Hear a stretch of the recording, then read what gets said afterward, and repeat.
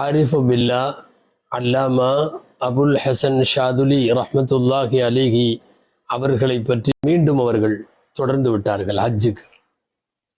நிறைய தடவை ஹஜ்ஜுக்கு போயிருக்காங்கன்னு சொன்னோம். ஒரு தடவை என்ன ஆச்சுன்னா, ஹஜ்ஜுக்கு போறதுலயே பிரச்சனை ஆயிடுச்சு. காசி இஸ்ஸுத்தீன் அப்படின்னு ஒருத்தர், அவர் தான் மிஸ்ர்ல காசியா இருந்தார்.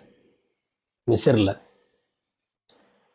தாத்தாரிகள் ஹஜ்ஜுடைய காலத்தில் ஹஜ் பயணிகள் மீதும் ஹஜ்ஜினுடைய புனித இடங்கள் மீதும் படையெடுப்பதாக தகவல் வருகிறது. எனவே இந்த ஆண்டு ஹஜ்ஜுக்கு செல்லக்கூடிய யாருக்கும் அரசனுடைய பாதுகாப்பு இல்லை, எல்லோரும் ஹஜ்ஜு செல்லுவதை தவிர்த்து விடுங்கள் அப்படின்னு சொல்லிட்டார். இந்த வருஷம் யாரும் போவேணான்ட்டார். தாத்தாரிகளுடைய ஆபத்து இருக்குதுன்னு சொல்லிட்டார். மிஸ்ரின் மீதே படையெடுப்பதாகவும் அவர்கள் இருக்கிறார்கள் அப்படின்னு எல்லாம் சொல்லிட்டார்.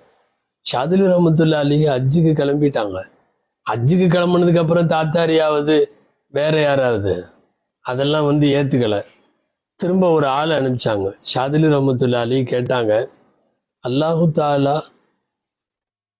தாலா யாராவது ஒரு மனிதருக்கு ஒரு நொடியில் கிழக்கிலிருந்து மேற்கு வரை, இந்த கரையிலிருந்து அந்த கரை வரை பாய்ந்து செல்லும் சக்தியை கொடுத்தால் அந்த மனிதரையும் உங்கள் ஃபத்வா கட்டுப்படுத்துமா அப்படின்னு கேட்டாங்க. நீங்க ஹஜ்ஜுக்கு போக வேணாம், ஆபத்து இருக்குதுன்னு சொல்றீங்கல்ல, இந்த மாதிரி சக்தி உள்ள மனிதனையும் உங்களுடைய இந்த ஃபத்வா கட்டுப்படுத்துமான்னு கேட்டாங்க. காசி இஸ்ஸுத்தீன் சொன்னார், அவங்களையெல்லாம் கட்டுப்படுத்த முடியாது, யார் அவரு? ஷாதுலி ரஹ்மத்துல்லாஹி அலைஹி சொன்னாங்க, அல்லாஹுடைய சிறிய அடிமையாகிய நான் தான், என்னாலே அது முடியும், நீங்கள் அனுமதியுங்கள். சரின்னு சொல்லிட்டாங்க. ஹஜ்ஜுக்கு அவர்கள் போனார்கள். மதீனாவினுடைய ஜியாரத்தை எல்லாம் முடித்து விட்டு பிறகு